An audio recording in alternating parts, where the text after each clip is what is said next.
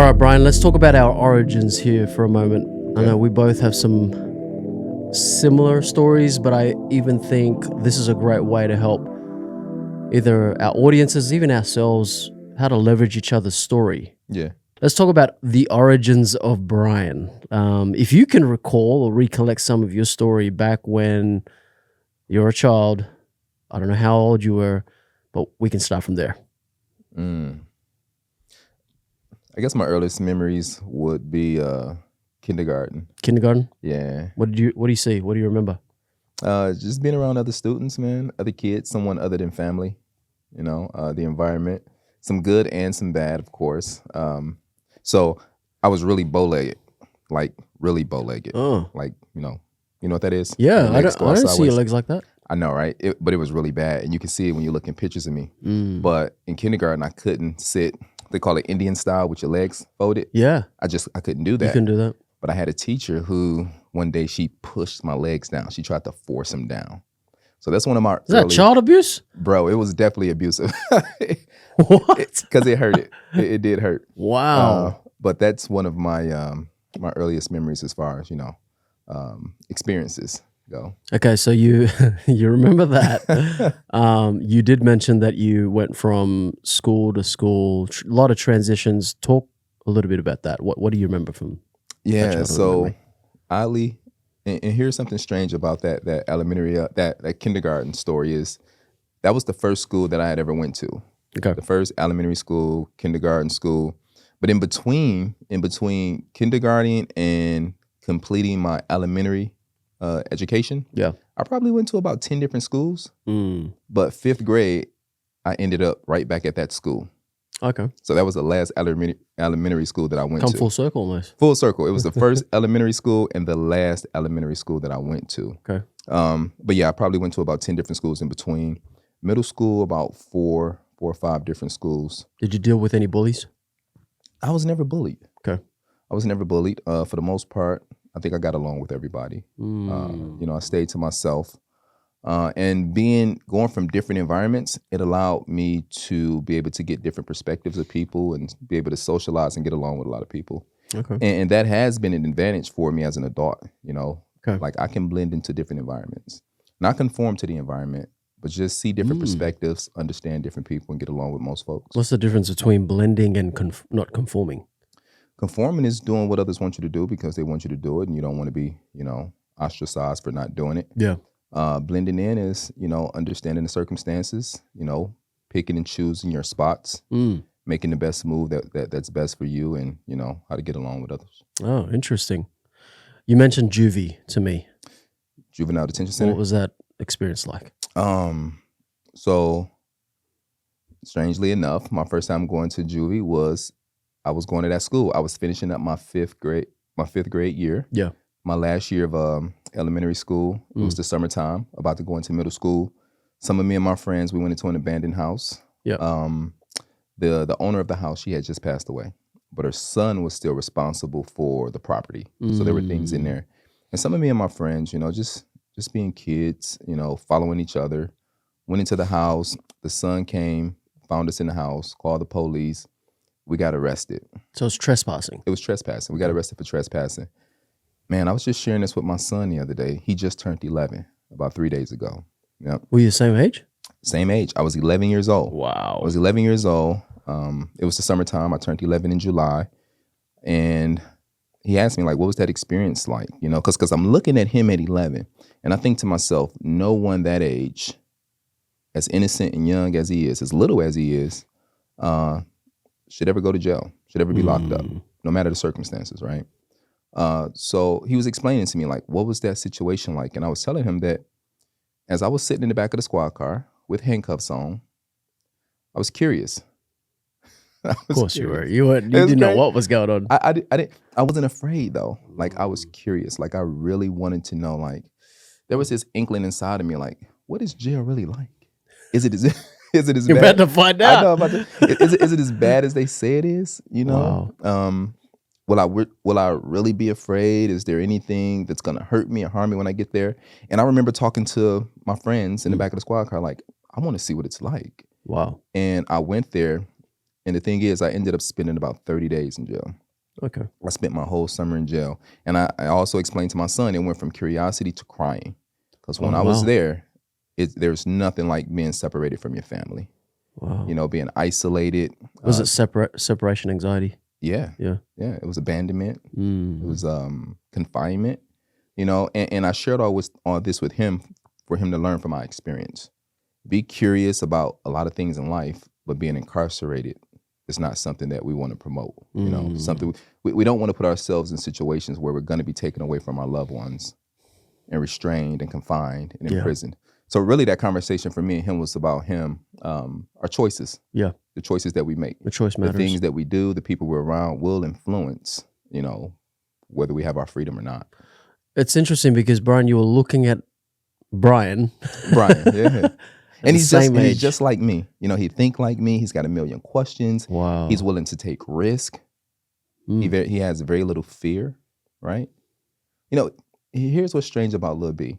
He has fear of spiders and bugs. Yeah. But he has no fear of, you know, the major things like taking risk versus reward and sports and jumping off a roof or, you know, something crazy like that. Interesting. The big things don't frighten him. It's little things. It's bees. The bees. Yeah, the bees. Well, that's awesome. So if we could leverage your story, what would you say? The environment matters. Yeah. You know, the environment matters. For me, I ended up in that situation because I was following my friends. Yeah. You know, I knew better and I knew I shouldn't have been in there. But, you know, at the same time, every decision that we make isn't going to be, you know, the best decision. Yeah. But I've actually been able to take from that because what it did for me at such an early age was I knew that I didn't want to be confined. As I sat in that cell for, you know, days and weeks and eventually a month, it made me realize that, hey, this is not somewhere I want to be. You know, so when it came time to get in the car with my homie who may have had something illegal on him or get in the car with someone that I knew had a stolen car, I knew where that led. And I didn't want that confinement, right? Wow. So my experience coming as early and unfortunate as it was, for me, it was a learning lesson. Wow. You know, that's awesome. What we experience is we experience a lot of adults who may not have an encounter with the law until they're in their 20s or 30s. Right. And it's more detrimental then. Why? Because you may have responsibilities. You may have a full-time job. You have a family, you have children, real responsibilities. Yeah. You know, so the consequences are going to be more graver, right? It's not just you suffering the brunt of your decisions. Yeah. For me, learning that lesson at an early age, you know, by the time I hit my 20s, I was clean and straight. You know, I was on a narrow path. You learned quick. I learned quick. You know, I knew what the consequences were. You know, once I got responsibilities like a job and a family, I knew what I was putting at risk by, you know, doing things that I shouldn't be doing. Makes sense. That was awesome, by the way. So, Joe. Yeah. Australian native, right? So I was born in Australia, but my family isn't from Australia. Okay. Yeah. Tell us a little bit about, you know, what was that like, that upbringing, as early as you can remember? Yeah. I was there in September last year, and it brought all these memories back. I remember being in an apartment with my grandmother and my granddad. I call him granddad, but he wasn't even related to me. He was a guy that my grandmother was dating at the time, but I resonated with him, I connected with him, and he was like my fatherly figure. So what I remember is those two figures in my life who have been that stability foundation. Now my granddad, who wasn't my granddad, was an alcoholic. He died drinking too much. Did you know him? Did you get to meet him? Yes. So I got to know him. I knew him. He actually impacted my life. When he passed away, it really put me in a grieving state. How old were you? I was 10 at the time, I think, if I recall. Okay. Almost 11, like Little B's age. So you had a relationship? Definitely had a relationship. Yeah. Yeah. I instantly saw that he cared for me. I could tell. Yeah. Okay. Instantly. So was alcoholism something that your grandmother or anybody else suffered from, or? It was just this guy who was my granddad at the time. He, I think he was drinking because here is a guy who came from the Fiji Islands, moved to a city, has access to some substance, and it's a way to, you know, connect with men and in the pub and all that kind of stuff. Okay. And I think he you know, had one, and then it turned into two, and then it kept going to more than that. It escalated. It escalated, yes, definitely. Tell us a little bit about your grandmother's new partner, the guy that you grew up with as granddad. Yeah, so after your original grandfather passed. That's the actual granddad. I'd never had an original granddad. Oh, so okay, so it's confusing. Gotcha. Okay, Yeah. So you don't remember your? I call him granddad mom's dad. because he cared for me that way. Okay. Yeah, that's why I say granddad, but he wasn't really related to me. Yeah, he How do you- actually named me. Did he? Yeah, he called me Joe because his name was Joeli or Okay. Joel. Okay. Yeah, Joel is how you say it. Joeli in Fijian, but he names me Joe. But then my mum was like, well, I think it was my grandma or my mum said, no, call him Joseph. Call him Yeah. Joseph. Mhm. Okay, and that was from birth. That was from birth. Awesome. That in of itself was crazy. I found out about 10 years ago through my brother, who's my half brother, told me how I was born. Did I tell you this story? No, I don't think so. This was 10 years ago, man. I was in the military. I went back home. My brother and I went for a run, and he tells me my origin story. How much older is your brother? He's almost 10 years younger than me. Oh, he's your younger brother. How did your younger brother know your Exactly. story? So my stepdad told my younger brother. Okay. Then my younger brother told me. This come is on. how crazy it was. Tell us. We were going for a run, and he goes, Joe, do you remember did anyone tell you how you were born? Or like how you came into this world? And I was like, wait, no. What do you mean? Like, how do you know? Yeah, how do you know? So he tells me, crazy story. And I love my mom. I love my grandmother they're amazing. But it was a crazy story, man. My mother, had a relationship previous to my stepdad. And I don't think my mom knew she was pregnant. Mm. And Fijian culture, they wear loose clothing. So she mentioned that she fell pregnant, or she was pregnant when I think she was 6 months pregnant. She was 6 months pregnant because she could start to tell, Okay. as you can imagine. Started to show. She never went to a doctor. She never went and saw anybody. She kept it to herself. Mm. She never told my grandmother, Even when she knew. even when she knew. My grandmother, okay, so kind of origin story of my grandmother. My grandmother moved to Australia in the 70s with my mother. Okay. And I think she was 18 when she moved in, my mum. And my grandmother and my mother were working at a hotel Okay. as cleaners. And this is where my mum met this guy. Okay. Long story, fast forward, short. My grandmother knew that my mum was pregnant with me when her water broke. Uh, Her water broke. My grandmother, in shock, as you can imagine, faints, pass out. passes out because of shock. So how old is your mom at this time? She was 21. Okay. And I'm sure it would have been chaotic. That's all I heard from my younger brother. That's what's my origin stories came with shock and awe. Okay.